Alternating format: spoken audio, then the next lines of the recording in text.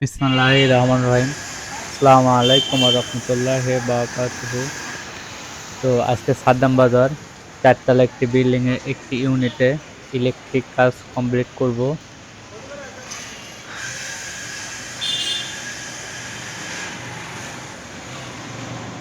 তো সর্বপ্রথম আমরা তার ভরে নিলাম।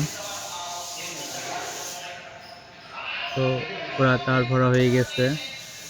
তার আমরা কালকে ভরছিলাম, আজকে ফিটিং করব। তো এই হলো আমাদের এইচডিবি তার ভরা কমপ্লিট। আমাদের এখানে সার্কিট ব্রেকার আমরা চেক করব রুম বাই রুম, এবং ফ্রিজ এসি সব আলাদা আলাদা, প্রত্যেকটার জন্য আলাদা আলাদা ব্রেকার। একটা সার্কিটও ডবল সেট করা নেই, শুধু কলিং বেলটা ছাড়া। তো ইতিমধ্যে আমি শুরু করে দিয়েছি সার্কিট ব্রেকার লাগানোর কাজে। তো চেষ্টা করছিলাম আসলে সার্কিট ব্রেকারগুলো এখন এইচডিবি চ্যানেলের উপরে আমরা ফিটিং করব। তো ইতিমধ্যে গাঁথা হয়ে গেছে আমার, আমি শুধু পয়েন্টে বসাই দিব। এখানে লক সিস্টেম করা আছে, প্রত্যেকটা সার্কিটে লকে শুধু বসাই দিতে হবে, সূক্ষ্মভাবে বসাই দিলে হবে।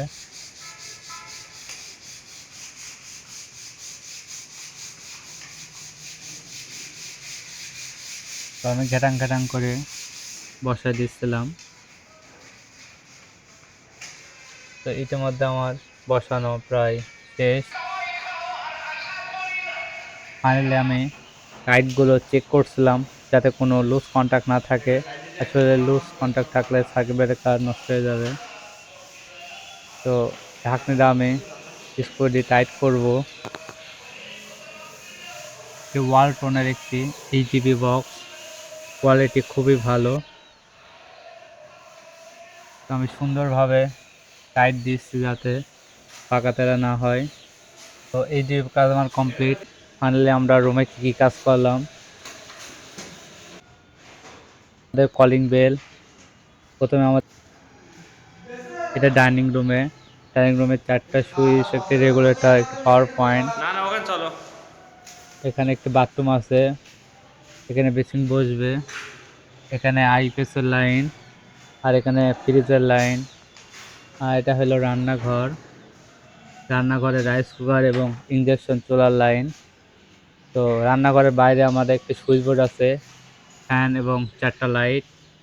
এটা আরেকটি রুমের লাইট, ফ্যান এবং সকেট পয়েন্ট। আর এই ওয়ালে একটি এসি লাইন করা আছে। আর পাশের ওয়ালে একটি বাথরুম আছে, বাথরুমের গিজার সহ 2টো লাইট। আমরা ওই কর্নারে একটি রুম আছে, আসলে এটা ছোট ইউনিট, 2 ইউনিটে মানে 2 রুমের একটি ইউনিট। তো এটা একটা বোর্ড, 4টা সুইচ, একটা রেগুলেটর, পাওয়ার পয়েন্ট, ফ্যানটা বিমির পাশে পড়ছে।